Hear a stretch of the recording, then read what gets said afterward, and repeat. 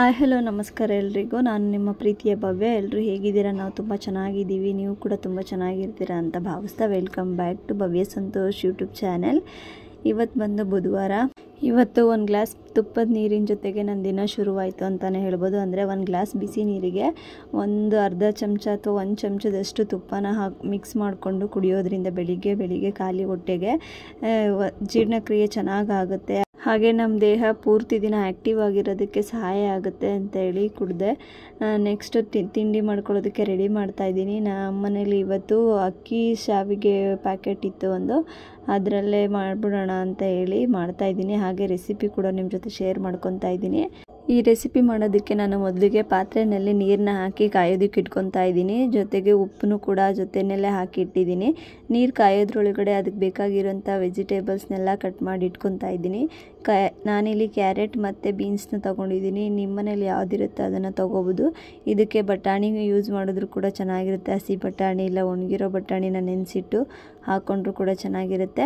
ನೀರು ಕಾಯ್ದಿರೋಂಥ ನೀರಿಗೆ ಕಟ್ ಮಾಡಿ ಇಟ್ಕೊಂಡಿರುವಂತಹ ವೆಜಿಟೇಬಲ್ಸ್ನೆಲ್ಲ ಹಾಕಿ ಬೇಯಿಸ್ಕೋಬೇಕಾಗುತ್ತೆ. ಒಂದು 3/4% ಬೇಯೋವರೆಗೂ ಬೇಯಿಸ್ಕೊಂಡು ನೆಕ್ಸ್ಟ್ ಪ್ರೊಸೀಜರ್ ಏನಂತ ಹೇಳ್ತಾ ಹೋಗ್ತೀನಿ. ಆ ತರಕಾರಿ ಬೇಯೋದ್ರೊಳಗಡೆ ನಾನು ಕೂಡ ಗ್ಲಾಸ್ ನೀರನ್ನ ಹಾಗೆ ನಿಧಾನವಾಗಿ ಹೊರಗಡೆ ಎಲ್ಲ ನೋಡ್ತಾ ಆರಾಮಾಗಿ ಕುಡಿತಾ ಇದೆ. ಈ ಥರ ಬೆಳಿಗ್ಗೆ ಒಂದು ಗ್ಲಾಸ್ ನೀರನ್ನ ಫ್ರೀ ಮೈಂಡಲ್ಲಿ 1-2 ನಿಮಿಷ ಆರಾಮಾಗಿ ಕುಡಿಯೋದ್ರಲ್ಲಿ ಒಂಥರ ಚೆನ್ನಾಗಿ ಅನಿಸುತ್ತೆ ನನಗೆ. ಹಾಗಾಗಿ ನಿಧಾನಕ್ಕೆ ಕುಡಿತಾ ಇದೆ ನೀರು ತರಕಾರಿ ಎಲ್ಲ ಬೇಯೋದ್ರೊಳಗಡೆ. ನೀರು ಕುಡಿದಿದ್ದಾದಮೇಲೆ ಅದಕ್ಕೆ ಇನ್ನೂ ಬೇಕಾಗಿರುವಂತಹ ಬೇರೆ ಇಂಗ್ರೀಡಿಯೆಂಟ್ಸ್ನೆಲ್ಲ ರೆಡಿ ಮಾಡ್ಕೊತಾ ಇದ್ದೀನಿ. ನಾನಿಲ್ಲಿ ಖಾರಕ್ಕೆ 1-2 ಹಸಿಮೆಣ್ಸಿನ್ಕಾಯಿ ತೊಗೊಂಡಿದ್ದೀನಿ ಮತ್ತು 1 ಇಂಚಷ್ಟು ಶುಂಠಿನ ತೊಗೊಂಡಿದ್ದೀನಿ. ಹಾಗೆ ಕೊತ್ತಂಬರಿ ಸೊಪ್ಪು ಮತ್ತು ಸ್ವಲ್ಪ ತೆಂಗಿನಕಾಯಿ ತುರಿ ಹಾಗೆ 1 ಈರುಳ್ಳಿ ಬೇಕಾಗುತ್ತೆ ಅಷ್ಟೇ. ಈ ರೆಸಿಪಿ ಮಾಡೋದಕ್ಕೆ ತುಂಬಾ ಸುಲಭ. ಬೆಳಗ್ಗೆ ಹೊತ್ತು ಬ್ರೇಕ್ಫಾಸ್ಟ್ಗೆ ಆರಾಮಾಗಿ ಮಾಡ್ಕೊಡ್ಬೋದು. 1/4 ಗಂಟೆಯಿಂದ 20 ನಿಮಿಷ ಟೈಮ್ ಇದ್ದರೆ ಸಾಕಾಗುತ್ತೆ ಇದನ್ನು ಮಾಡ್ಕೊಳ್ಳೋದಕ್ಕೆ. ಹಾಗೆ ಮಕ್ಳಿಗೂ ಕೂಡ ತುಂಬಾ ಇಷ್ಟಪಟ್ಟು ತಿಂತಾರೆ. ಯಾಕಂದರೆ ಇದು ನೂಡಲ್ಸ್ ಥರ ಇರೋದ್ರಿಂದ ತುಂಬಾ ಇಷ್ಟಪಟ್ಟು ತಿಂತಾರೆ. ಹಾಗೂ ಟಿಫನ್ ಕೂಡ ಖಾಲಿ ಮಾಡ್ಕೊಂಡು ಬರ್ತಾರೆ ಅಂತಲೇ ಹೇಳ್ಬೋದು. ನಾನು ಅವಾಗವಾಗ ಒಂದೊಂದ್ಸರಿ ಈ ಥರ ಮಾಡ್ತಾಯಿರ್ತೀನಿ. ಯಾವಾಗಲಾದರೂ ಮಕ್ಕಳು ಮ್ಯಾಗಿ ಮಾಡಿಕೊಡು ಅಂತ ಕೇಳಿದಾಗ ಈ ಥರ ರೆಸಿಪಿನ ಮಾಡ್ಕೊಳ್ಳೋದಕ್ಕೆ ಟ್ರೈ ಮಾಡ್ತೀನಿ. ಈಗ ಎಲ್ಲ ತರಕಾರಿಗಳನ್ನೆಲ್ಲ ಹೆಚ್ಕೊಂಡಿದ್ದಾದಮೇಲೆ ನೋಡ್ತಾ ಇರ್ಬೋದು ಅನಿಲ್ ಅಕ್ಕಿ ಶಾವಿಗೆ ಉಪ್ಪಿಟ್ಟು ಅಂತ ಹೇಳಿ ಈ ಪಾಕೆಟೆ. ಇದನ್ನು ಓಪನ್ ಮಾಡ್ಕೊತಾ ಇದ್ದೀನಿ, ತೋರಿಸ್ತೀನಿ ಯಾವ ಥರ ಇರುತ್ತೆ. ಇದು ಜಾಸ್ತಿ ಸಣ್ಣದಾಗಿರುತ್ತೆ, ಒಳಗಡೆ ಜಾಸ್ತಿ ದಪ್ಪ ಇರೋದಿಲ್ಲ. ಈ ಶಾವಿಗೆ ಸಣ್ಣದಾಗಿರುತ್ತೆ, ತಿನ್ನೋದಕ್ಕೂ ಕೂಡ ಚೆನ್ನಾಗಿರುತ್ತೆ. ಇದು ಬಂದು ಅಕ್ಕಿ ಶಾವಿಗೆ. ಹೆಲ್ತ್ ವೈಸ್ ನೋಡೋದಾದರೆ ತುಂಬಾ ಒಳ್ಳೆಯದು. ಯಾವುದೇ ಥರ ಸೈಡ್ ಎಫೆಕ್ಟ್ ಆ ಥರ ಏನೂ ಇರೋದಿಲ್ಲ. ತುಂಬಾ ಸಣ್ಣದಾಗಿ ಸೇಮ್ ನೂಡಲ್ಸ್ ಥರನೇ ಇರುತ್ತೆ. ರೆಸಿಪಿ ರೆಡಿ ಆದಮೇಲೂ ಕೂಡ ಈಗ ನನ್ನ ತರಕಾರಿ ಎಲ್ಲ ಬೆಂದಿದೆಯಾ ಅಂತ ಚೆಕ್ ಮಾಡ್ಕೊತಾ ಇದ್ದೀನಿ. ಒಂದು 70-80% ಕುಕ್ ಆಗಿದ್ರೆ ಸಾಕಾಗುತ್ತೆ. ಬೆಂದಿದೆ ಆಲ್ಮೋಸ್ಟ್. ಈ ಟೈಮ್ಗೆ ನಾನು ಆ ನೂಡಲ್ಸ್ ಏನಿದೆ ರಾಗಿ ಶಾವಿಗೆ ಅದನ್ನು ಹಾಕ್ಕೊತಾ ಇದ್ದೀನಿ. ಇದು ಬೇಯೋದಕ್ಕೆ ಜಾಸ್ತಿ ಟೈಮ್ ಏನು ತೊಗೊಳ್ಳೋದಿಲ್ಲ. ಹಾಕಿ 1-2 ನಿಮಿಷಕ್ಕೆಲ್ಲ ಆಗಲೇ ಅಳ್ಕೊಬಿಡುತ್ತೆ ಚೆನ್ನಾಗೆ. 1-2-3 ನಿಮಿಷ ಬೇಯಿಸ್ಕೊಂಡ್ರೆ ಸಾಕಾಗುತ್ತೆ, ಬೇಗನೆ ಬೆಂದು ಹೋಗ್ಬಿಡುತ್ತೆ ಇದು. ಇನ್ನು ಬೇಯಿಸೋದಕ್ಕೆ ನೀರು ಎಷ್ಟು ಹಾಕೋಬೇಕಂದ್ರೆ ಜಾಸ್ತಿ ನೀರು ಹಾಕ್ಕೊಂಡ್ರೂ ಪರವಾಗಿಲ್ಲ, ಆಮೇಲೆ ಇದನ್ನು ಸೋಸ್ಕೋಬೇಕಾಗುತ್ತೆ. ಹಾಗಾಗಿ ನೀರು ಇಷ್ಟು ಅಂತ ಅಳತೆ ಏನೂ ಬೇಕಾಗಿಲ್ಲ, ಸ್ವಲ್ಪ ಜಾಸ್ತಿನೇ ನೀರು ಹಾಕ್ಕೊಂಡ್ರೂ ನಡೆಯುತ್ತೆ. ಈಗ ಶಾವಿಗೆ ಎಲ್ಲ ಬೆಂದಿದ್ದಾದಮೇಲೆ ಈ ಥರ ಒಂದು ಜರಡಿ ತೊಗೊಂಡು ನೀರನ್ನೆಲ್ಲ ಸೋಸ್ಕೊತಾ ಇದ್ದೀನಿ.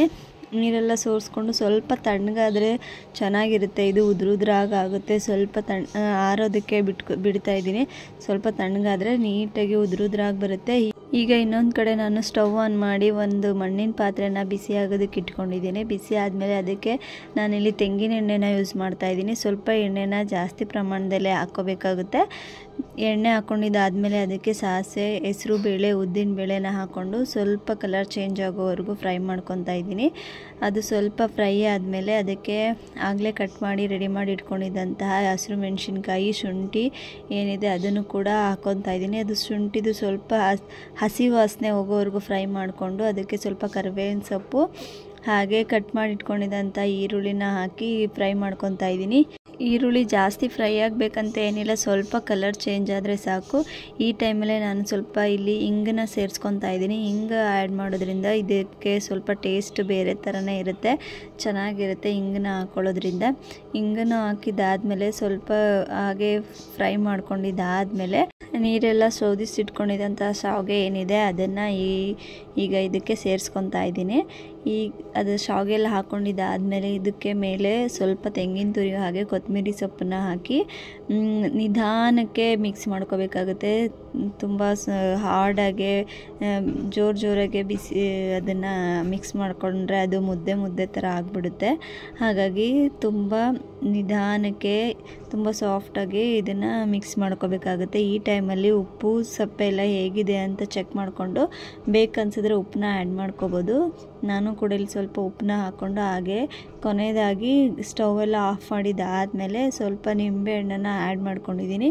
ನಿಂಬೆಹಣ್ಣು ಹಾಕೋದ್ರಿಂದನೂ ಕೂಡ ತುಂಬ ಟೇಸ್ಟ್ ಚೆನ್ನಾಗಿರುತ್ತೆ. ನಿಂಬೆಹಣ್ಣೆಲ್ಲ ಹಾಕಿದ್ದಾದಮೇಲೆ ಒಂದ್ಸಲ ನೀಟಾಗಿ ಮಿಕ್ಸ್ ಮಾಡಿಕೊಂಡು ಮುಚ್ಚಳ ಕ್ಲೋಸ್ ಮಾಡಿದ್ರೆ ರೆಡಿ ಆಗೋಗ್ಬಿಡುತ್ತೆ ಶಾವಿಗೆ ಉಪ್ಪಿಟ್ಟು, ಅಕ್ಕಿ ಶಾವಿಗೆ ಉಪ್ಪಿಟ್ಟು. ನೋಡಿದ್ರಲ್ಲ, ಇಷ್ಟು ಸಿಂಪಲ್ಲಾಗಿ ಇಷ್ಟು ಬೇಗನೆ ರುಚಿಯಾಗಿ ಎಷ್ಟು ನೀಟಾಗಿ ಮಾಡ್ಕೋಬೋದು ಅಂತ ಹೇಳಿ ಬೆಳಗಿನ ಬ್ರೇಕ್ಫಾಸ್ಟ್ಗೆ ಇದು ಹೇಳಿ ಮಾಡಿಸಿದಂಗೆ ಇರುತ್ತೆ. ಹಾಗೆ ಮಕ್ಳಿಗೂ ಕೂಡ ತುಂಬಾ ಇಷ್ಟ ಆಗುತ್ತೆ. ನಾನು ಕೂಡ ಇಲ್ಲಿ ಟಿಫನ್ಗೆ ಮಧ್ಯಾಹ್ನದ ಬಾಕ್ಸ್ಗೆ ರೆಡಿ ಮಾಡ್ಕೊತಾ ಇದ್ದೀನಿ.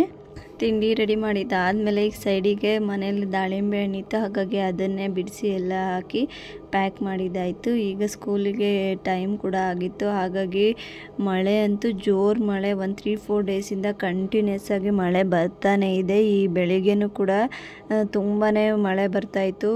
ಸ್ವಲ್ಪನೂ ಕಡಿಮೆನೇ ಆಗ್ತಾ ಇರಲಿಲ್ಲ, ಜಾಸ್ತಿನೇ ಮಳೆ ಬರ್ತಿತ್ತು. ಹಾಗಾಗಿ ಮನೆಯಿಂದನೇ ಈ ಥರ ರೈನ್ ಕೋಟ್ನ ಎಲ್ಲ ಹಾಕಿ ಸ್ಕೂಲಿಗೆ ಕಳಿಸ್ತಾ ಇದ್ದೀನಿ.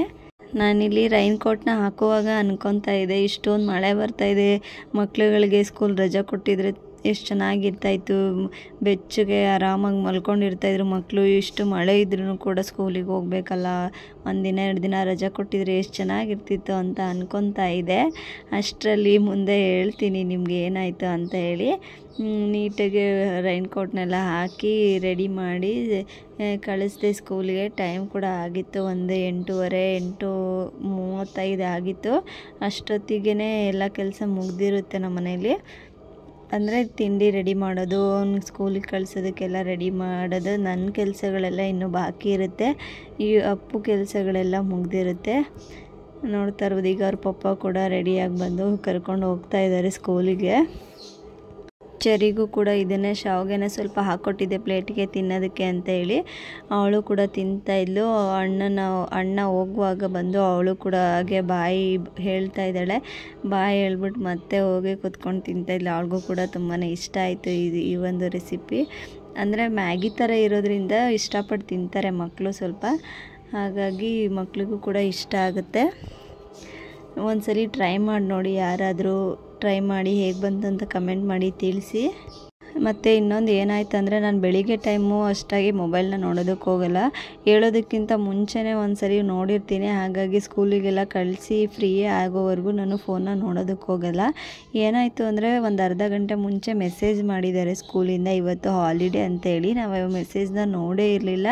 ನೋಡ್ದೇ ಸ್ಕೂಲಿಗೆಲ್ಲ ರೆಡಿ ಮಾಡಿ ಕಳಿಸಿದ್ವಿ. ಈ ಕೆಳಗಡೆ ಬಿಲ್ಡಿಂಗ್ ಕೆಳಗಡೆ ನನ್ನ ಹಸ್ಬೆಂಡ್ ಫ್ರೆಂಡು ಸಿಕ್ಕಿ ಇವತ್ತು ಸ್ಕೂಲ್ಗೆ ರಜಾ ಇದೆ ಅಂತ ಹೇಳಿದ್ರಂತೆ. ಅವ್ರ ಮಗುನೂ ಸ್ಕೂಲ್ಗೆ ಹೋಗುತ್ತೆ, ಹಾಗಾಗಿ ವಾಪಸ್ ಬಂದರು ಇವತ್ತು ರಜೆ ಇದೆ ಅಂತ ಹೇಳಿ.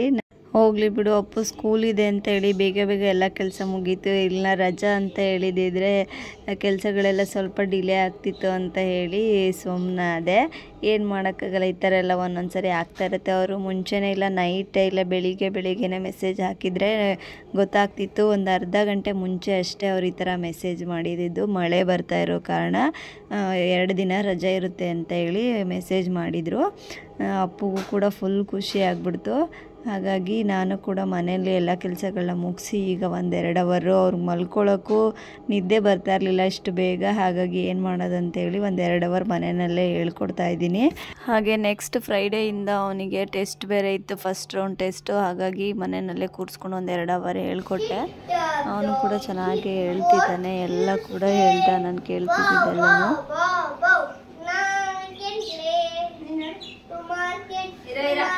ಚರಿ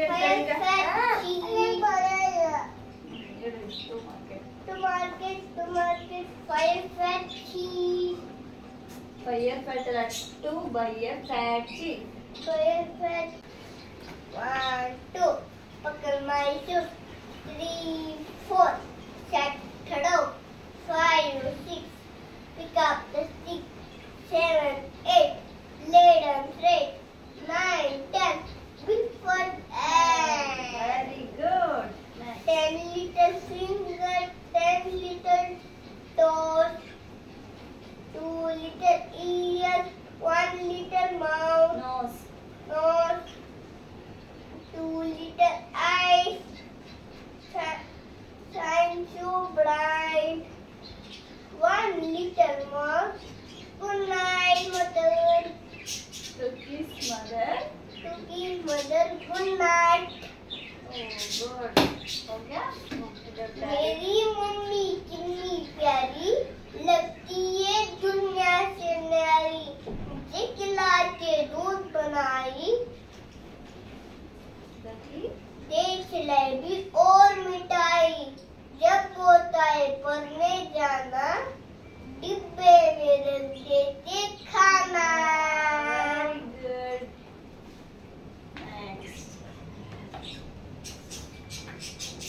मेरी बिल्ली काली बिल्ली पानी से ओगे गिल्ली गिल्ली ओखर लगी कापने अच्छी अच्छी लगी चिकने मैं बोला कुछ तो सीख बिना रुमाल के कभी न छीन Very very good.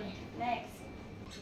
जब मैं छोटा बच्चा था सब में छोटा बच्चा था तो खूब चबाता था पापा ने मुझको समझाया बड़े प्लेन से बच पाया कॉफी खाना अजी खराब हो जाएंगे दांत खराब. हो जाएंगे दांत खराब ठीक है? सुना है ना? हाँ। क्या हो जाएगा? दांत बोले तो ये दांत हाँ, दांत खराब हो जाएगा चॉकलेट चॉकलेट टॉफी स्वीट खाने को क्या होता है? दांत खराब हो जाएगा पता है ना तेरे को? हाँ फिर क्यों खाएगा चॉकलेट? तो पापा डेली लेकर आते हैं ना पापा को कौन बोलता है चॉकलेट लेके आना ऐसे? चेरी चेरी बोलता है. तो मैंने बोला सच्ची बोल. अरे झूठ बोले हम झूठ अंदे सुಳ್ಳು ಸುಳ್ಳು ಹೇಳ್ಬೇಡ, ನಿಜ ಹೇಳೋ. ಯಾರು ಹೇಳೋದು ಡೈಲಿ ಚಾಕ್ಲೇಟ್ ತಗೋಬಾ ಅಂತ ಪಪ್ಪನ್ಗೆ? चेरी बोल दी ಸುಳ್ಳು ಹೇಳ್ಬಾರ್ದು. झूठ मत बोलना, सच्ची बोल. मैं फिर तेरा पापा आकर मुंह तेरा दांत भी खराब हो जाएगा.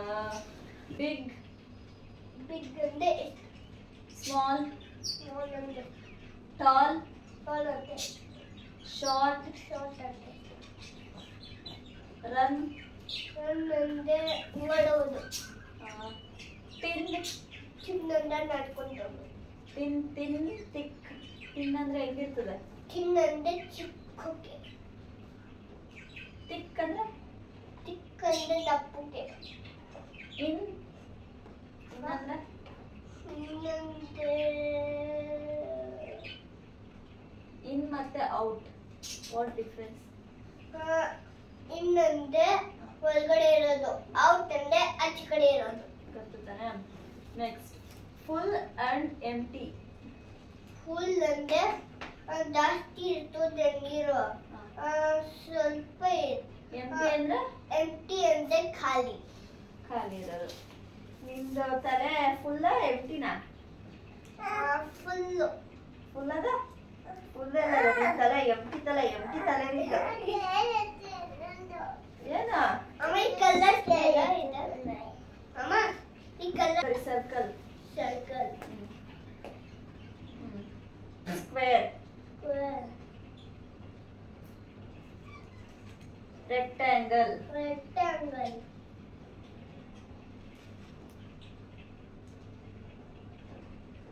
Triangle semi circle semi star Star. Star shape Star shape. Star ma'am star ಆಗ್ತಾರಲ್ಲ ನಿಮಗೆ ಬುಕ್ಕಲ್ಲೆಲ್ಲ. I tell us the story, the ugly duckling. Long time ago, farmer had one duck which lay 4 legs. After some day, sad duckling ran away to the river in the. ಸ್ವಲ್ಪ ಹೊತ್ತು ಹೇಳ್ಕೊಟ್ಟಿದ್ದ ಆದಮೇಲೆ ವ್ಲಾಗ್ನ continue ಮಾಡೋದಕ್ಕೆ ಹೋಗಿಲ್ಲ. ಇದು ಬಂದು ಸಂಜೆ ವ್ಲಾಗ್ನ ಕಂಟಿನ್ಯೂ ಮಾಡಿಕೊಂಡೆ. ಸಾಯಂಕಾಲ ನಾನಿಲ್ಲಿ ಮಕ್ಕಳಿಗೆ ಹಾಲು ಕಾಯಿಸ್ಕೊಡೋಣ ಅಂತೇಳಿ ಹಾಲನ್ನ ಕಾಯೋದಕ್ಕೆ ಇಟ್ಕೊಂಡೆ. ಹಾಗೆ ನಾನು ಕೂಡ ಟೀನ ಮಾಡ್ಕೊತಾ ಇದ್ದೆ. ಹೊರಗಡೆ ಮಳೆ ಬರ್ತಾ ಇರೋದ್ರಿಂದ ಚಳಿ ಅಂತ ಅನಿಸ್ತಾ ಇರುತ್ತೆ. ಹಾಗಾಗಿ ಬಿಸಿಯಾಗಿ ಟೀ ಮಾಡ್ಕೊಂಡು ಕುಡಿಯೋಣ ಅಂತ ಹೇಳಿ ಮಾಡ್ಕೊತಾ ಇದ್ದೆ. ಹಾಗೆ ಅದ್ರ ಜೊತೆಗೇ ಆಯಿಲ್ ಎಲ್ಲ ಕೂಡ ಸ್ವಲ್ಪ ಖಾಲಿ ಆಗಿತ್ತು. ಹಾಗಾಗಿ ಅದನ್ನು ಕೂಡ ರೀಫಿಲ್ ಮಾಡ್ಕೊತಾ ಇದ್ದೀನಿ. ಮತ್ತು ಆಯಿಲ್ ಕಂಟೈನರ್ಗಳು ಏನಿದ್ದಾವೆ ಅದನ್ನು ರೀಫಿಲ್ ಮಾಡ್ಕೊಳ್ಳುವಾಗೆಲ್ಲ ನೀಟಾಗಿ ತೊಳೆದು ಮಾಡ್ಕೋಬೇಕನ್ನೋ ಅವಶ್ಯಕತೆ ಇರೋದಿಲ್ಲ. ನೀಟಾಗಿ ಇಟ್ಕೊಂಡಿರ್ತೀನಿ ನಾನು. ಅಂದರೆ ಯೂಸ್ ಮಾಡಿರೋ ಅಂಥ ಎಣ್ಣೆ ಏನಾದರೂ ಕರೆದಿರೋ ಅಂಥ ಎಣ್ಣೆನೆಲ್ಲ ನಾನು ಇದರಲ್ಲೇ ಹಾಕೊಳ್ಳೋದಕ್ಕೆ ಹೋಗೋದಿಲ್ಲ. ಅದಕ್ಕೆ ಬೇರೆ ಸಪ್ರೇಟ್ ತೆಗೆದಿಟ್ಕೊತೀನಿ. ಹಾಗಾಗಿ ಈ ಬಾಟಲ್ಗಳೆಲ್ಲ ಏನು ಅಷ್ಟಾಗಿ ಗಲೀಜಾಗೋದಿಲ್ಲ. ಹಾಗೆ ಯೂಸ್ ಮಾಡಿದಾದ್ಮೇಲೆ ನೀಟಾಗಿ ಬಟ್ಟೆಯಿಂದ ಒರೆಸಿ ಎತ್ತಿಟ್ಕೊಳ್ಳೋದ್ರಿಂದ ಯಾವುದೇ ಥರ ಗಲೀಜು ಥರ ಏನೂ ಆಗಿರೋದಿಲ್ಲ. ಹಾಗಾಗಿ ಖಾಲಿ ಆಗಿದ ತಕ್ಷಣವೇ ಈ ಥರ ಆಯಿಲ್ನ ರೀಫಿಲ್ ಮಾಡ್ಕೊತೀನಿ. ಅಂದರೆ ತೊಳೆಯೋದೇ ಇಲ್ಲ ಅಂತಲ್ಲ, ಜಾಸ್ತಿ ಗಲೀಜಾಗಿದೆ ಅನಿಸಿದ್ರೆ ಕ್ಲೀನ್ ಮಾಡಬೇಕು ಅಂತ ಅನಿಸ್ದಾಗ ಮಾತ್ರ ನಾನು ನೀಟಾಗೆ ಕ್ಲೀನ್ ಮಾಡ್ಕೊತೀನಿ. ಹಾಗಾಗಿ ಈ ಸರಿ ಏನು ಕ್ಲೀನ್ ಮಾಡೋದಕ್ಕೆ ಹೋಗಿಲ್ಲ. ಬಾಟಲ್ಗಳೆಲ್ಲ ನೀಟಾಗೆ ಇತ್ತು. ಹಾಗಾಗಿ ಹಾಗೆ ರೀಫಿಲ್ ಮಾಡ್ಕೊತಾ ಇದ್ದೀನಿ. ನಾನಿಲ್ಲಿ ಒಂದು ಬಾಟಲ್ಗೆ ಮಸ್ಟರ್ಡ್ ಆಯಿಲ್, ಸಾಸಿವೆ ಎಣ್ಣೆ ಅದನ್ನು ಹಾಕ್ಕೊತಾ ಇದ್ದೀನಿ. ಇನ್ನೊಂದು ಬಾಟಲ್ಗೆ ತೆಂಗಿನ ಎಣ್ಣೆ, ಕೊಕೊನೆಟ್ ಆಯಿಲ್ನ ಹಾಕ್ಕೊತಾ ಇದ್ದೀನಿ. ನಾನು ಜಾಸ್ತಿ ಇಲ್ಲಿ ಬಂದಮೇಲೆ ಕೊಕೊನೆಟ್ ಆಯಿಲ್ನ ಜಾಸ್ತಿ ಯೂಸ್ ಮಾಡ್ತೀನಿ. ಹಾಗೆ ಮಸ್ಟರ್ಡ್ ಆಯಿಲ್ನ ಆವಾಗವಾಗ ಒಂದೊಂದು ಸತಿ ಯಾವುದಾದ್ರೂ ಸ್ಪೆಷಲ್ಲಾಗಿ ಏನಾದರೂ ಮಾಡಿದಾಗ ಹಾಕ್ಕೊತೀನಿ. ಈ 2 ಎಣ್ಣೆನ ಜಾಸ್ತಿ ಉಪಯೋಗಿಸ್ತೀನಿ ನಾನು ಅಡುಗೆ ಮಾಡುವಾಗ. ಪ್ರತಿ ಸರಿನೂ ಹೀಗೆ ಯಾವುದಾದ್ರೂ ದಿನಸಿ ಐಟಮ್ ಏನಾದರೂ ಖಾಲಿ ಆಗಿದ್ದರೆ ಅದನ್ನು ಆಗಿಂದಾಗಲೇ ರೀಫಿಲ್ ಮಾಡ್ಕೊಂಡು ಎತ್ತಿಟ್ಕೊಬಿಡ್ತೀನಿ. ಹಾಗೆ ಆಯಿಲ್ ಕೂಡ ಇದೇ ರೀತಿಯಾಗಿ ರೀಫಿಲ್ ಮಾಡಿ ಎತ್ತಿಟ್ಕೊಂಡೆ. ಅಷ್ಟರಲ್ಲಿ ಟೀ ಕೂಡ ರೆಡಿಯಾಗಿತ್ತು. ಹೊರಗಡೆ ತುಂಬಾ ಮಳೆ ಬರ್ತಿತ್ತು. ಬೆಳಿಗ್ಗೆಯಿಂದ ಮಳೆ ಕಡಿಮೆನೇ ಆಗಿರಲಿಲ್ಲ, ಬರ್ತಾನೆ ಇತ್ತು. ತುಂಬ ಚಳಿ ಅಂತ ಅನಿಸ್ತಾಯಿತ್ತು. ಹಾಗಾಗಿ ಬಿಸಿಯಾಗಿ ಒಂದು ಕಪ್ ಟೀನ ಕುಡಿದ್ರೆ ಎಷ್ಟು ಮಜವಾಗಿರುತ್ತೆ ಅಲ್ಲ. ಹಾಗೆ ಮಕ್ಳಿಗೂ ಕೂಡ ಸ್ವಲ್ಪ ಕೋಲ್ಡು, ಶೀತ ಆ ಥರ ಆಗ್ತಾಯಿತ್ತು. ಹಾಗಾಗಿ ಅವರಿಗೂ ಕೂಡ ಅರಿಶಿಣದ ಹಾಲನ್ನ ಮಾಡಿಕೊಟ್ಟಿದ್ದೆ. ಈ ವ್ಲಾಗ್ನ ನಾನು ಇಲ್ಲಿಗೆ ಎಂಡ್ ಮಾಡ್ತಾಯಿದ್ದೀನಿ. ಕೊನೆವರೆಗೂ ಯಾರೆಲ್ಲ ವಿಡಿಯೋ ನೋಡಿದ್ದೀರಾ ಎಲ್ರಿಗೂ ಕೂಡ ತುಂಬ ಥ್ಯಾಂಕ್ಸ್. ಹಾಗೆ ಈ ವಿಡಿಯೋ ನಿಮಗೆ ಇಷ್ಟ ಆಗಿದ್ರೆ ಪ್ಲೀಸ್ ಒಂದು ಲೈಕ್ ಮಾಡಿ, ಶೇರ್ ಮಾಡಿ, ಹಾಗೆ ಕಮೆಂಟ್ ಮಾಡೋದನ್ನು ಮರಿಬೇಡಿ. ನಮ್ಮ ಅಮ್ಮನ ಚಾನಲ್ ಪ್ಲೀಸ್ ಲೈಕ್ ಮಾಡಿ, ಶೇರ್ ಮಾಡಿ, ಸಬ್ಸ್ಕ್ರೈಬ್ ಮಾಡಿಕೊಂಡು ಫಾಲೋ ಮಾಡಿ. Thank you. Bye bye.